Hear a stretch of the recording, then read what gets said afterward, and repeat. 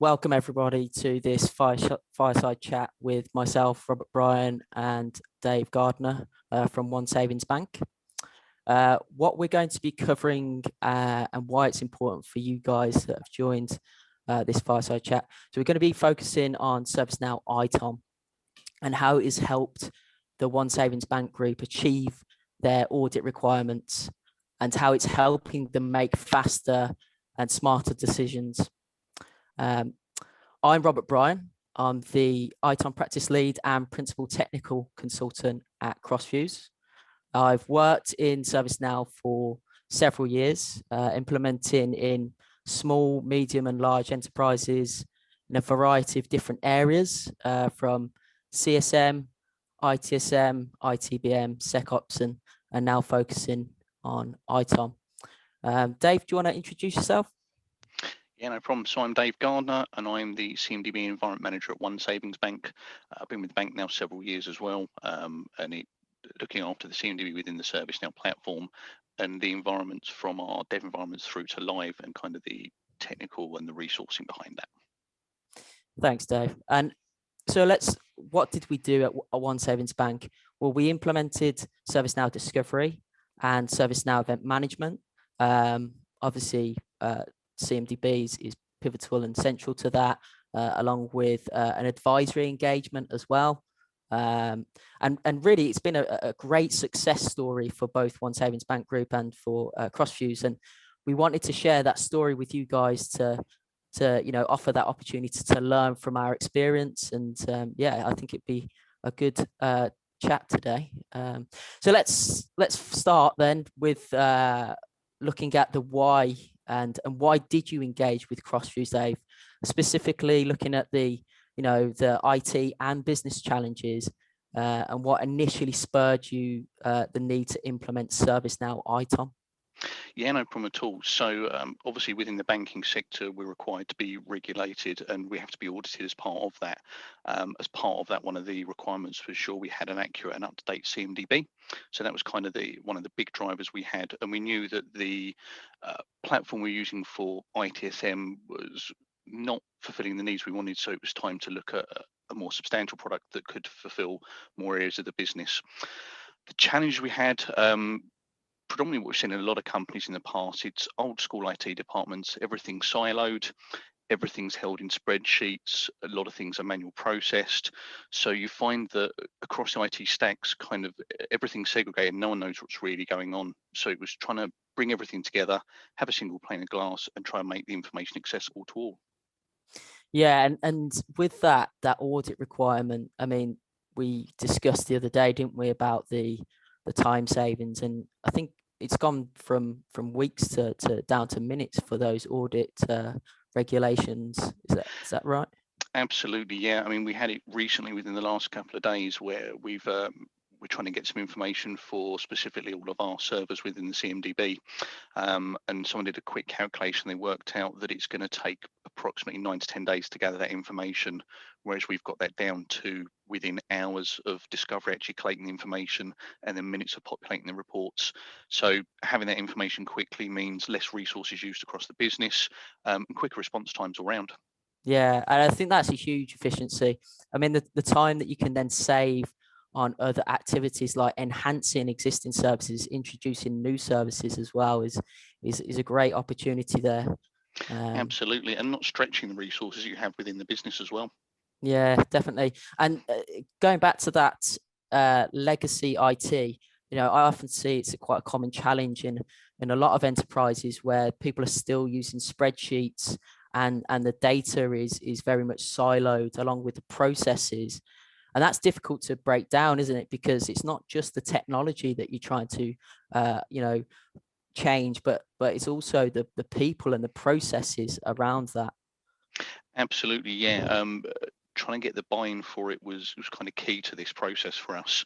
If we could show them the possibilities, why we were doing it, and the benefits it was going to bring to them, that was going to be a big driver. Because if you don't get the buy-in, you're going to continue to have these siloed pockets of data, and then you're not going to have everything that's accurate and in the right place. Yeah, I think people were getting you do get that element of protectionism, like this is my area, this is my domain, especially within the ITOM, part of the business. And then sometimes there's a lack of trust there. But I just remember one specific example that we identified during the workshops where you were talking to me about you had your monitoring tool and then you had your incident management tool, and there was a direct integration where you were consuming events and creating incidents off the back of that. But one of the challenges that you had was sometimes if there was a major outage and there was a cascade of events, that would then result in thousands of incidents being opened in your incident queue, skewing your SLAs and then having to manually close those incidents down. Absolutely, yeah. You could see it for any critical pieces, any configuration items within the business. If you had something like a network device that's flapping, it would just continuously, as you say, generate alerts and events, and then the poor service desk is then trying to wade through working out which ones are the correct ones to keep, which ones are the Yeah. false positives, and it just takes, again, hours to rectify. Yeah, it's a bit of a minefield, and I think with us implementing event management on the platform, we've seen some real huge efficiencies and savings in that particular area. Yeah, exactly. Yeah, and so we've talked about the why there, and let's talk about the what. What were your big ambitions, and what were your key objectives for this project? So for me, it was trying to make sure we had that single source of truth. As we said previously, when you've got this siloed data across the different sites within the business, having everything in one area where everyone can access it, and the data's clean, it's up to date, it's accurate, and it's also been automated, makes life easy. If you haven't got someone who's got to keep manual lists continuously, and the process can be orchestrated and automated, again, you're going to have really accurate data, which just makes sense for the whole business. Yeah, I definitely agree with that. I mean, if you've got less human touch, the accuracy is going to be higher because there's obviously human error. And then with that automation, you've got that efficiency, which again, instead of people doing mundane tasks of just updating CI records, they can be doing like the smarter, more clever stuff within the business. Absolutely. And for us, orchestration was a big point. It may not have been kind of considered within the first phase, but things like when you're looking at your starters, levers, and movers process, we know the amount of time that takes to set up a platform, make sure the users have got the correct logins. If that can be set into a workflow, that means that you've got dedicated tasks for people. Again, you're freeing up the resources within the business. Also, when we integrated the monitoring solution, again, it's bringing it all into one area. It's not just passing the events through and hoping that it gets recorded correctly. Mm. You know it integrates seamlessly, which makes it a lot easier to use. Yeah, and reducing that overhead of having to look at all those multiple monitoring tools, reducing that complexity, keeping it simple, and then better collaboration between your monitoring teams, your service management teams, and your operations teams has been a key goal for you guys, hasn't it? It has, and you were saying about the different platforms in different areas. It's then also accessing those platforms, because you'll find that where again it's been siloed, certain teams will only have certain tools, and having it in one place means that anybody can view the data.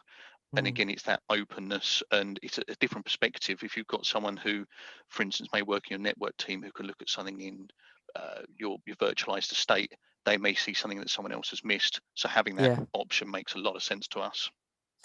Yeah, definitely. I think the one thing that I've found interesting is that since you've gone live, you've had lots of interest from across the business um, about trying to gain access to some of this really key data that can be used in the different areas like security, like asset management, and also project management as well. Yeah, very much so. A lot of the areas within the business have used ServiceNow in one form or another when they've worked at previous firms, and a lot of them have seen the good work you can do with integration, with the information you can get, the things like the speed that you can gain your reports. So yeah, there's been a lot of interest, a lot of people wanting to see again the art of the possible. Yeah, definitely. And we went back to just going back to that. You wanted to almost achieve all of these automation capabilities, such as joiners, movers, levers, and automated provisioning of VMs. But we had a chat, didn't we, early on, where we understood that was the long-term goal and the objective. But to get there, we had to kind of break it down and put in the foundations and build on top of there to get to that level of automation and maturity. Absolutely, yeah. Again, very naively, and a lot of us were the same across the team, that we wanted everything implemented straight away. You see all the shiny things, you see the orchestration, you see how it's going to benefit everyone. So that was kind of the plan we had. If we want it now, we want it quickly. And again, when we started to have our workshops and our discussions with the guys at Crossviews, it was clear that actually breaking it down into a phased approach and slowing down, as you say, was going to give you the foundations, and was going to mean that when you start to need this information for those orchestration tasks, it'll be set correctly. You're not then having to scrabble around going, where does this link to? Is the information correct? It's all there. Yeah, you're second guessing yourself, right? Exactly. Yeah, I mean, that's great to hear. And let's talk a bit about that kind of phased approach, because I want to focus in on the implementation plan, and having a detailed, structured plan is key to project success. So with that phased approach, what did that look like for One Savings Bank? It was, it's a very good question. It was having someone who had a forward view, someone who had a plan that wasn't just a short-term goal. And again, the prerequisites we received before we had our workshops meant we had a good understanding of what we were going to need to do before we even got to that point. So for us, it was engaging the resources internally, making sure we'd spoken to the relevant team. So things like, as an example, when we were doing our discovery piece, we knew we were going to discover our Windows devices. But within that, we needed to speak to our information security team to make sure we'd had sign off so that we could complete the scans, and if there was anything we needed to consider from their perspective, from the networking team to make sure that the traffic flowed correctly. So there was lots of things that we hadn't considered, or that we'd had a very light touch on, that actually we needed to revisit before getting to those points. Yeah, it's kind of preparing, isn't it, for that implementation? Giving your teams the heads up, because there's obviously resource commitments, which we'll come on to a little bit later. And I think a large part of that phase approach was just setting those expectations. This is what we're going to achieve in this phase. We know that ServiceNow is a very feature-rich tool. There's lots of capabilities on the platform. However, we want to just focus on like what's in front of us, build slowly and gradually to get to that level of maturity that you've talked about there. And sometimes we had to kind of refocus our energies and say, look, it would be great to have that like in the future, but it's not a priority now for the group. Yeah, and again, having that steering to say that those are all good things and those are the things that we also agree you should be doing, gave us the confidence that we were looking at the right things, and we weren't kind of going off on a whim and just going, we want all of these things. And it helped us to appreciate why we needed to put the foundations in, having those, as you say, those clear goals, and as you say, keeping everybody honest rather than just kind of fumbling through and trying to put things in. It was, the reason we're doing this phase first is because it enables you to do this afterwards, which leads on to the thing that you want to do. Yeah, it's more like requirements driven. When someone comes to me and says, I want to implement this tool, well, why do you want to implement that tool? What are you trying to achieve out the back of it? Yeah, exactly. What's your goal at the end of it? Yeah, definitely. And we used status views to kind of achieve that phase approach. Do you want to talk a little bit about that, your experience with our application status views? Yeah, absolutely. So again, it helped keep the honesty, that because it gives you very clear, defined points that people are working on, and you can track each individual part. It meant that if there was something that Crossviews were waiting on us from, we could then allocate that internally at OSB. We can provide update notes. And the same back to Crossviews, it meant that if we'd completed our work, it then again, there's accountability throughout the whole process. No one's then questioning who's doing what.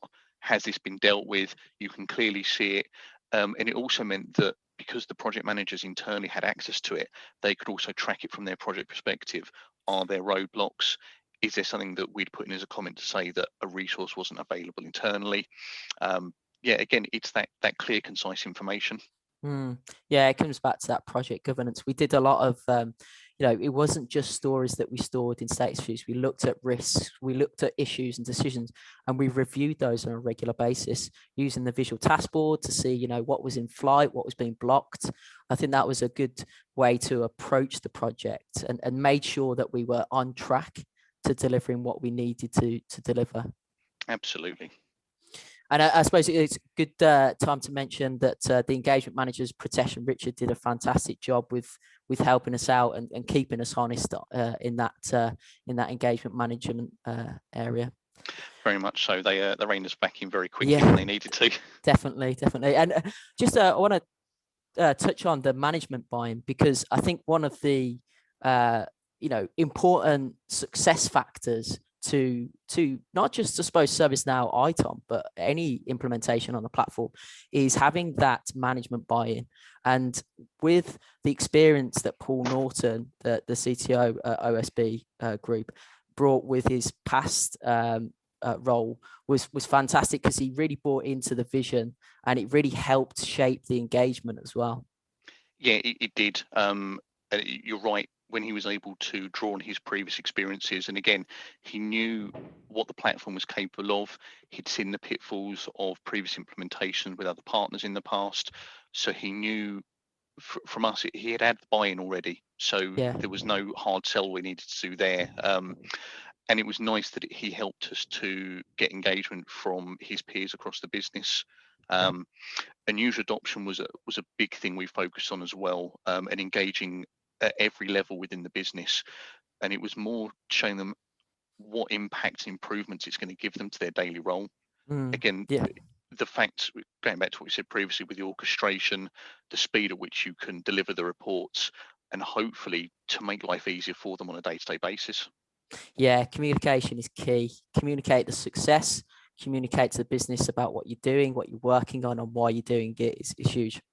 Yeah, it really was critical to this project. Yeah. Just a quick note, if you haven't checked out Paul Norton's blog, I do recommend having a good look. There's some interesting concepts that he talks about on there. But moving on then, so let's look at more about the implementation plan, as it not only includes details of how the project will roll out, but also articulates how you're going to be successful with user adoption. What did that piece of the plan look like for OSB? For the user adoption, we had kind of small breakout groups where we'd speak to the individual teams and then show them for their specific areas what information we were able to glean when we were doing things like discovery pieces, the sorts of reports we could give them at a quick glance, and also asking them what sort of things they're finding that they struggle with on a daily basis. If they say, oh, we continue to ask to get this information. So as an example, recently, as I say, the piece we've been working on, we've been asked to get some specific user information on our servers. And the team was saying, oh, it's going to take us days. We're going to have to log into each server. We've tried running scripts, but because of the restrictions on accounts, we're finding it difficult. So we're able to show them that actually we can do this in minutes. This is how it's done. This is where you can find the information. And is it going to be relevant to what you're doing? So it all comes back to comms again. If they've got the buy-in and they know how it's going to benefit them, then they're more likely to buy into it. And I think it's what we look at when we implement projects at Crossfuse is organizational change management. Is we don't just put in a tool. You have to have the process and the people there to support that. And communication is a key factor in that, to say, this is how it works, and this is, what it can provide you in terms of that. And we did a lot of workshops as well. We did stories and playback sessions to get that sign off and that build. So it wasn't just going off and in isolation. We kind of had constant feedback from the business, from yourself, to make sure that that's that's what people were looking for. Yeah, and we ensured that we engaged the SMEs for the specific teams. That again, it wasn't that we're doing this work and you won't see what's happening. It's we're inviting you to come along so you can see what we're doing and why. And again, Yeah. if there's something that's been missed that you feel is critical to what we're doing, then it can be called out and can be Yeah. adjusted within the project. Yeah, definitely. It's that feedback loop, right? To have a continuous feedback, and it's been great to see that excitement from the business to keep tapping into what ServiceNow and ITOM can provide with all those different areas of the business using that data. I just wanted to touch on an experience that we came across with one person within the business who had a negative experience previously and wasn't that, didn't buy into the project initially. Do you want to talk a little Yes. bit about that? Yeah, I can indeed. This was when we were doing our engagement pieces kind of early on with the teams, and we'd got access to our development instance. So again, there was some dummy data in there, and we were showing them some of the things that it can do. And I was going through speaking to them, and one of the guys kept quite quiet. And I said to him, "Have you seen ServiceNow in the past?" And he just said, "Yeah, I don't like it." And it kind of took me a bit of a shock because most of the experience I've had is it's a great tool. And I said, Yeah. "Oh, what is it you don't like?" And it was clear that the previous version he'd used had a lot of configuration changes made that weren't out of the box, and just nothing appeared to work. And when he was saying, "Well, this doesn't do this," it Mm. was very quick to go, "What you mean like this?" And then show me, and he Yeah. goes, "Oh, ours never did that." Yeah. So it was a good kind of experience to show him what could be done Yeah. and why we were doing it. The right way to do it. Exactly. Yeah. The whole approach of keeping it out the box so that you're not continuously having to tweak it when you come to your upgrade path. You're not having to take hours to upgrade to the latest product. It will just work. And yeah, it was quite a short time before he went, "I can see why we're using this now, and it's going to be beneficial to what we're doing," which was great for us. Yeah, I mean, staying out of the box has been a key principle. That's something that we've agreed on from the start, and we explained why that is. And I think that a good partner is important to get the most out of the platform, to show you all of the areas, not just the specific area that you might be working in, and also to keep you from making those decisions that are going to cause technical debt later on down the line. Absolutely. I think we were all very clear that there were going to be some customization that would be needed. And again, that's going to be dependent on the needs of that particular project. But there were enough kind of SMEs around that when we proposed an idea that we wanted, there was a way of either keeping it as close to out of the box, or there was already a solution that was available that we could use. Yeah, that's it. It's finding that compromise of what the business needs, but also not causing too much where you move away from out the box, I think. Um, Absolutely. yeah, definitely. And so now more moving on to more of the project specifics, and how was OSB able to get that single pane of glass you spoke about earlier, and what were the business outcomes of it? So getting single pane glass for us was getting the integrations in. So we talked about earlier bringing the event management piece so that all the data was integrated into the platform. And then having the discovery and the CMDB piece meant that everything links together. And again, we spoke earlier about the foundations. We know that it's going to link into the ITSM pieces later on, that Yeah. if you're setting up a new change request and you want to update a server, you know what it's going to impact, whether Mm, that's going to impact your event monitoring solution. Do you need to suspend something? It's giving that clear picture from start to finish yeah. rather than having Different to systems you have to go exactly to. Yeah. different systems, not knowing the right person to contact. Having things like for things like business applications, knowing who owns that service or that application so that you can speak to them directly rather than having to wonder who it is who looks after Mm. either a piece of hardware, software, whatever it may be. Yeah, and I think the AI capabilities of event management was really powerful in consolidating and reducing that noise from your monitoring solutions, and consolidating and compressing all those events into kind of that single queue, and then obviously providing the business context to what services were impacted as a result of that. Absolutely, yeah. And when you could see it consolidating down the alerts and events, and we spoke earlier about network devices as an example, when it gives you the opportunity to see a network device that's flapping where it's going continuously up and down, and the Yeah, fact that it records that without giving you, should we say, 30 new events each yeah, time, um, again, is a big piece for us because it's less work for the service desk. yeah. Um, if you've got reoccurring issues, it means that the problem management team have something tangible to look at and understand. Um, Again, it's just bringing all that information in correctly. Yeah, it's breaking down those silos. I think, you know, the integration piece you talked about there, about, you know, integrating tools and processes, bringing people together so that it's easier to collaborate, and then as a result you get those efficiencies, and you get that visibility of what's going on in the platform. Absolutely. Okay, then. So we've talked there about those outcomes and what that looks like. Just want to move on to resourcing. And resourcing is always a major challenge within ITOM engagements. You know, what types of challenges did you encounter with internal resourcing, and what recommendations would you offer to make this process a success for those that are on the chat? So recommendations is an easy one. Plan as far ahead as you can, as early as you can. Um, Although when we started, we knew the concept of discovery in CMDB, and we kept being told it was a straightforward process, and it is. There's also a lot of moving parts, and you're right. It's resourcing was the kind of big key for us. Obviously, a lot of the guys have their business as usual tasks they're completing, any other break fix work they're trying to do. So ensuring the users are available at a specific time for when you need them is key, because Mm, if you're going to hold it up, you're going to hold up the project and then potentially other work they're doing as well.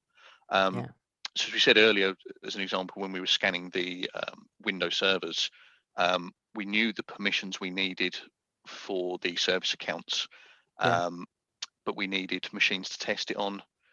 We needed the cab approval to be able to promote that into production. We needed the infosec sign off. There was lots of people that were needed just for that specific task. So mm, making sure we had that all lined up beforehand was key. yeah, Um, and then making sure that the resources around for troubleshooting. As we know, no process is ever going to go 100% smoothly. We had devices that decided they didn't want to be discovered, and we were scratching our head for a few hours to find out why it wouldn't work. So having the SMEs available to look at it, review it, and to help us through yeah. was another big part of the work. Mm. Yeah, it's engaging those people early on, isn't it, to give them enough notice. You know, the FTE that's required to implement ServiceNow ITOM, and you know, making sure that your network teams are aware that they may be required to be involved in the troubleshooting, or the infrastructure team, making sure that the security team is happy and content with the access that we're providing as a result of the engagement. I think is really important for the project success. Absolutely. And also discussing the work prior to actually starting. We'd spoken to the teams prior to obviously the workshops and the kickoffs to say, look, this is what we're going to be doing, and this is the reason we're doing it. Mm, Again, there were some people who were more apprehensive because they weren't entirely sure what we were doing. And you do get people saying, why do you need access to our systems? So being upfront and honest and giving them the communication to say, look, yeah, this is what's happening, this is why we're putting the platform in, and this would make your life easier, yeah. to It's give it's them that.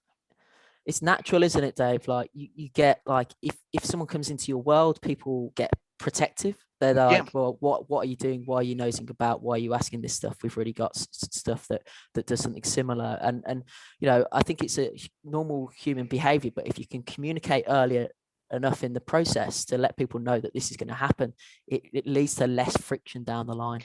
absolutely. If you leave it to the last minute, people put the barriers up and they're less likely to want to help you.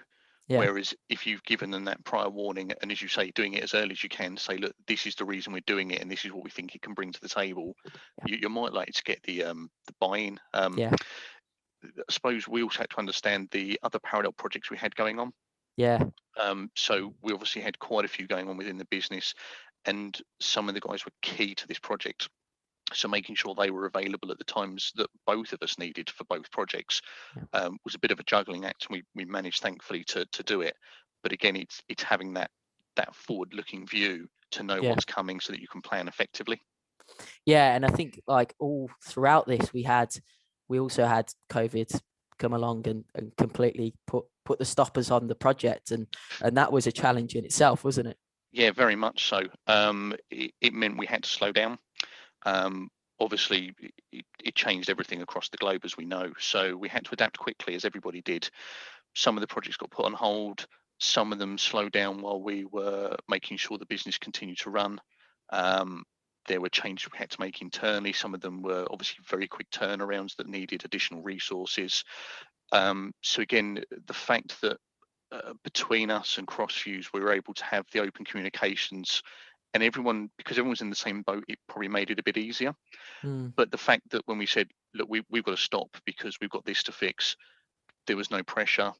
And everyone was very understanding of, look, we get it. You know, that's your bread and butter. You need to make sure that's working correctly Yeah. first. Let us know what's happening, and then when we can continue, we'll just continue with the stream of work. Yeah, I think we need to be patient, didn't we? I mean, I'm pretty sure everyone else can kind of associate what was going on at the time. You know, BAU came to the forefront and had to stop all the project initiatives, but being flexible and just saying, look, guys, when you're ready to start, we're here and we can move forward. Absolutely, yeah. Okay, so going back to the implementation plan then, Dave, once they completed the phase one, how did you go about the enablement? So we kind of use our lessons learned from the implementation we used for ServiceNow. So we went for a phased approach again so that we could plan it correctly, and make sure everything goes in the correct order. So it was speaking to all of the internal teams. So we had our service introduction. Again, we had our change release management, and making sure that we'd kind of signed everything off before we put it to live. So if there was anything that was missed, was there some documentation that was needed? It meant that everybody knew exactly what was happening and the reason it was happening. Yeah, and we did a lot of collaboration and some hands-on engagement where it was really a great teaching opportunity. So not just right at the end of the project, but throughout the project. So I'm a firm believer that, you know, if you teach someone to fish, kind of analogy, that they can go out and do it themselves rather than spoon feeding someone. I think that worked as a really good like partnership throughout the project. Yeah, it really did. I mean, I was fortunate enough that when we started the project, I was able to do some of the training courses, so I at least had some of the kind of fundamentals around it. And it's something that we made sure we got the other internal resources who are using the platform to do. If they're using ServiceNow in a technical capacity, get them to do at least the fundamentals course so they get an understanding of how the platform hangs together and the basic functions. And then you're right, having the working sessions that we did and letting us understand it meant that we had the confidence that when we then repeated the same task, either in one of our other instances or we did something fairly similar, when you spoke to us and said, oh, we need to do this next, I had the confidence to go, no, I can take that one on. Yeah. And again, Yeah. it's that whole freeing up resources. It means that you can continue on another work stream within the project. And it means that we've learned that knowledge. We're not having to continuously come back to someone. Yeah, definitely. And I think like it's great advice there for anyone who is embarking on implementing ServiceNow ITOM is do look at the training that ServiceNow offers, because it just helps you know, speed up the implementation rather than your partner coming in and having to explain everything from the ground upwards. You're kind of already informed, and then you can go into those real world scenarios and they can assist you from there. Yeah, I'd second that it's definitely worth getting in as much of the training as you can. It'd be the same way someone asks you to go and drive a car without having any lessons. It's not going to help you anyway at all. Get as much information you can before using the product, so at least you know what you're going into before you start. Yeah, and we did we did do some CSDM, the Common Service Data Model enablement as well.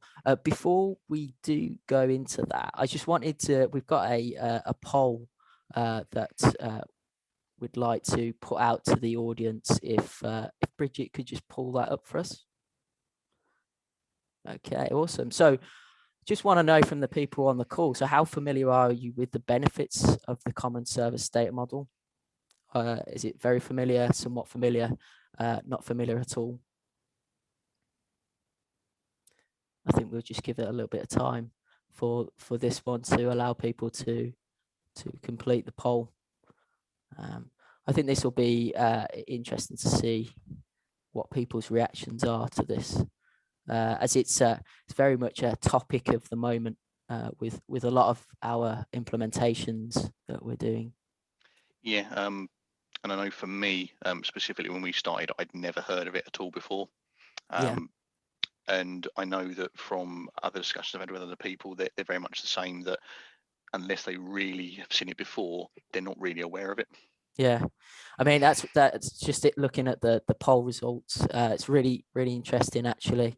I think a large percentage of people are somewhat familiar with that, and I think that's quite fairly common, that people are aware of it. They know that it's important, but they don't really grasp the details of why that is.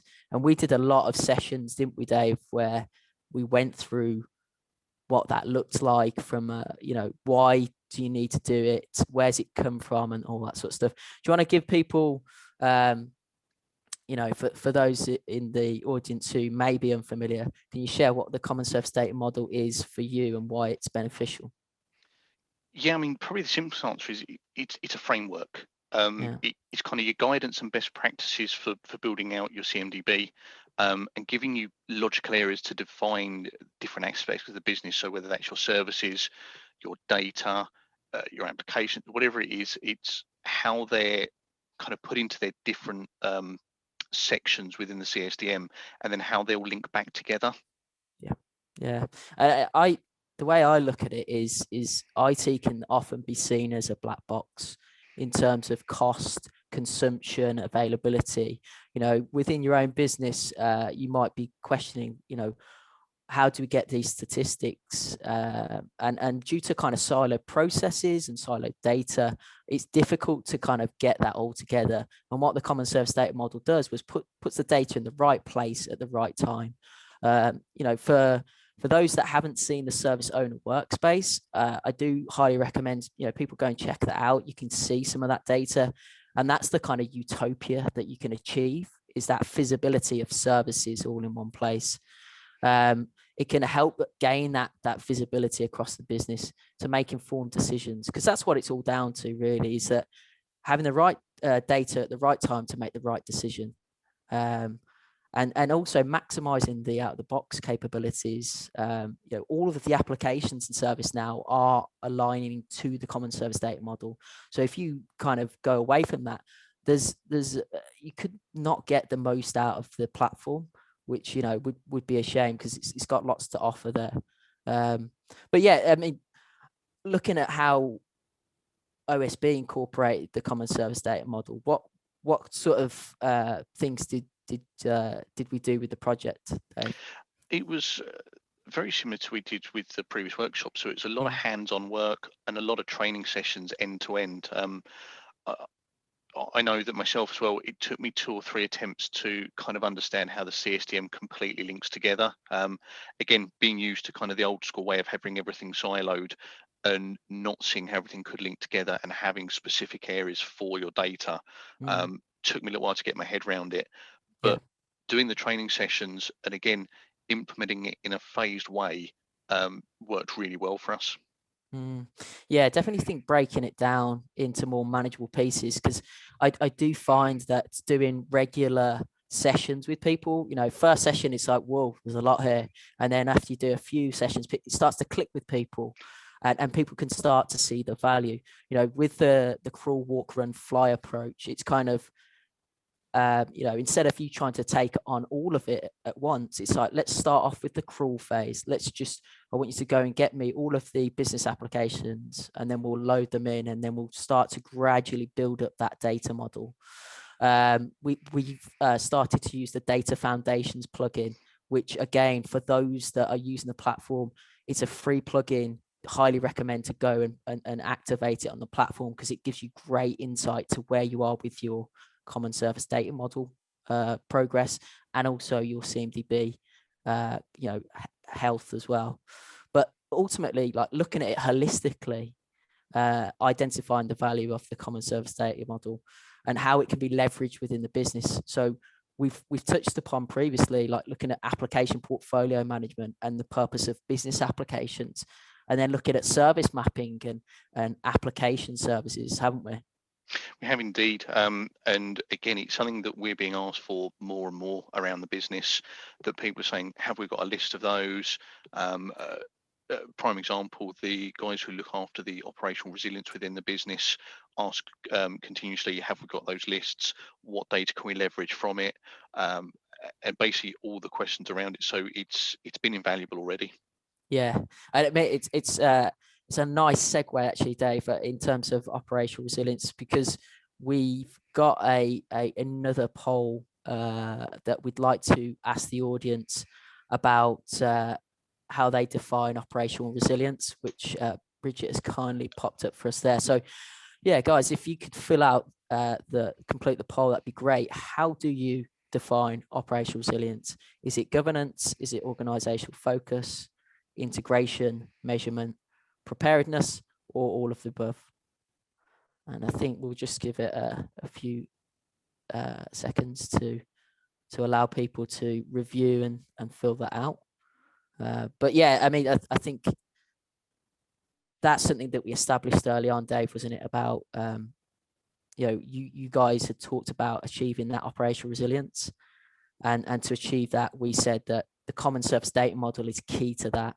And I think people have clicked onto the trick question there, is that it is all of the above, because it feels like an implementation specialist exam from ServiceNow with the trick question there. It is all of that. It is governance. It is organizational focus. And we've got a quote here which talks about operational resilience. And the thing that I take away from this quote is that it's all about, not being reactive, but proactive in preventing some of these issues. And I strongly believe that ServiceNow ITOM can provide that with visibility and health, giving insight, and then obviously looking at having those events being consumed and stopping that outage before it actually becomes a problem. For One Savings Bank, what does operational resilience mean to you, Dave?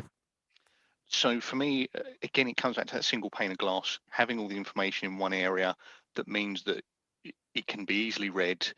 Everybody can access that information. Again, you said about proactively responding to alerts. That's key. Moving from a proactive model to a reactive model to a proactive model is a big step for a lot of firms, and it takes a lot of work. And again, having the correct information in the right place helps to make that transition a lot smoother.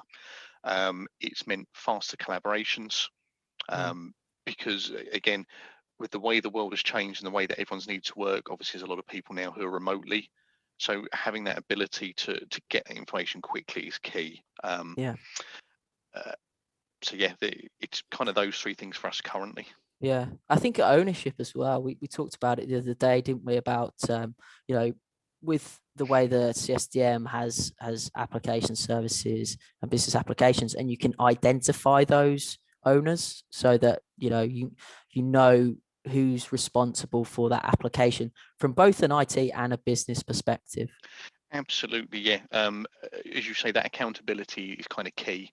You know that you can approach that person, they'll know that product, and they'll know how it hangs together for their area. They may not have all the information, but again, that information is available to you. So taking a business application, for instance, you might have something that So for instance, a bank that looks after a savings platform, there may be an owner for that service, but then you'll have owners for the particular IT configuration items. So again, you'll be able to see exactly who you need to contact for anything within that platform. The supporting infrastructures in it, the Exactly. teams. It's getting, when there is a major outage or there is a P1, getting it to the right team as quickly as possible, so it can get resolved or even prevented. Exactly, and not having almost the finger pointing of is it you, who looks after this. It's very clear to go, right, I need to speak to that individual because they'll know exactly what's happening. Yeah, that's great. So just moving on then, what does the future look like for One Savings Bank on the ServiceNow platform?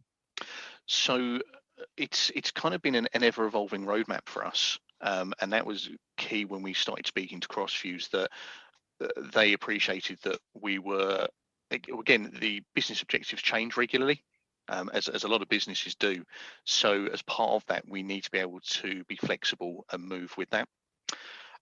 We obviously had our merger with Charcoal Finance, and then we've now got to consider what's best for both entities. So as it's now a group, we need to consider if it might work, for instance, for OSB, but it may not necessarily work for Charcoal. So again, it's having those engagements, those working parties, and making sure we get the correct information to make it the best platform for everybody. Yeah. And it comes back to the frequent engagement and communications. If you've got the dialogue between everybody knows where they stand, and you can make sure you're putting in the right information. Yeah, definitely. And I think ServiceNow can definitely be an integral part of One Savings Bank's organizational vision to achieve operational resilience and much more. I mean, we talked about lots of things, capabilities on the platform like ITBM and SecOps and GRC, and really like trying to solve business problems with the platform and bringing people together and breaking down those silos for collaboration. Absolutely, yeah, couldn't agree more. Okay, so finally, from one IT leader to another, you've had ServiceNow for a while and you've done a lot so far. If someone was new to the platform in the banking industry, what would be your one piece of advice for them as they embark on that journey? I'd probably say I've got two or three. Again, I can never choose because I know there's lots to go through. Planning is a big key one. Do as much forward planning as you can before you embark on the journey. So as part of that, listen to your partner of choice. Obviously, there's a reason that you've engaged with them. They're going to have the SMEs in-house who will know the best course of action for what you're trying to achieve. So listen to what they have to say. And internally, make sure you've got the right resources lined up and that you've engaged with them correctly beforehand. Yeah, lots of brilliant advice there, and I definitely echo that. Prepare for the project and listen to the partner's advice. Okay, then. Well, that brings us to the end of our chat, Dave. Bridget, do we have any questions from the audience? Yeah, thanks, Robert. We did get a couple questions in from the audience, and just a reminder, if anyone does have outstanding questions, just send them over and we'll make sure we get to them if we have time. First question for you is, during discovery, was there anything that you struggled to discover?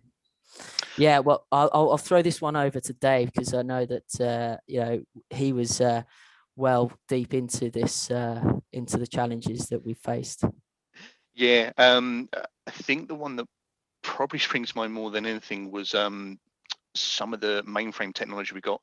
So again, being in banking, we still operate some mainframes because of the transactional speeds that they have, and some of them are quite proprietary. So trying to do the digging to get the discovery on those took a little bit longer probably than anything else we had. And again, it was engaging with the SMEs, and they were probably one of the teams we hadn't engaged with particularly early on. So they threw up a few barriers of what are you trying to do? What's this all about?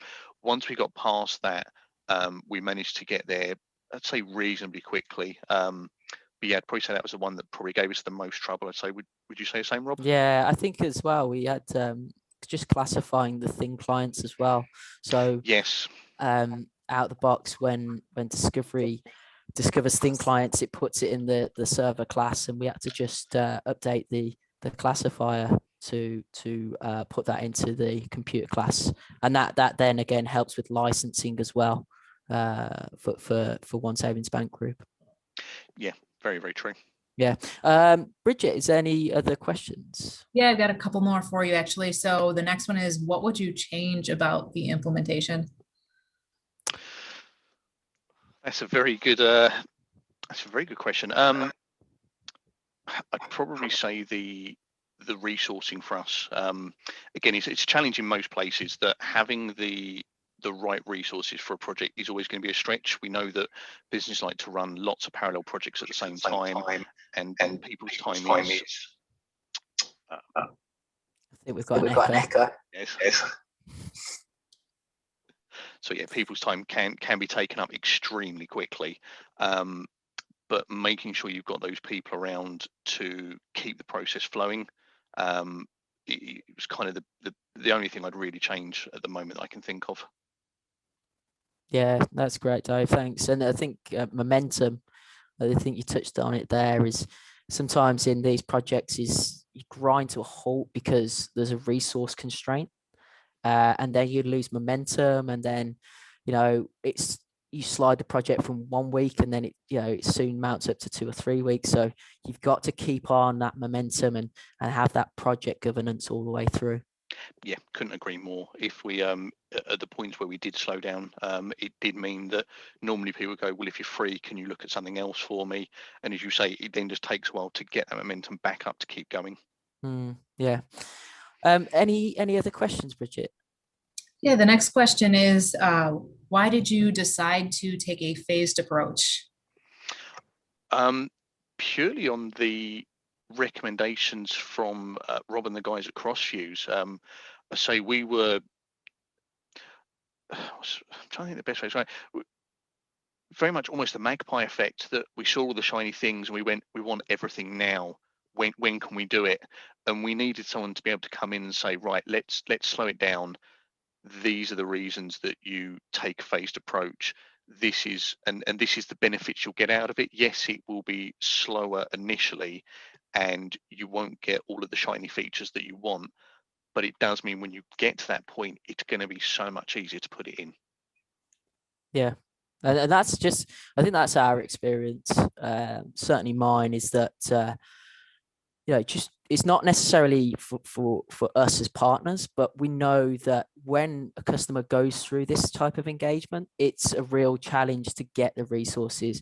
And if you're doing kind of discovery, events, service mapping, ITSM, and other things on the platform, as well as running BAU, it's going to be a real challenge. So that's where we say, right, let's try and do it in a modular way.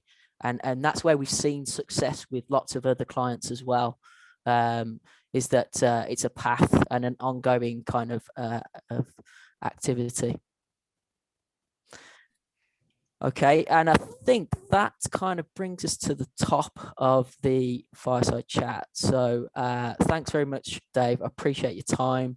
Thank you, everyone, for joining the chat. It's been great to discuss about our experiences throughout this engagement.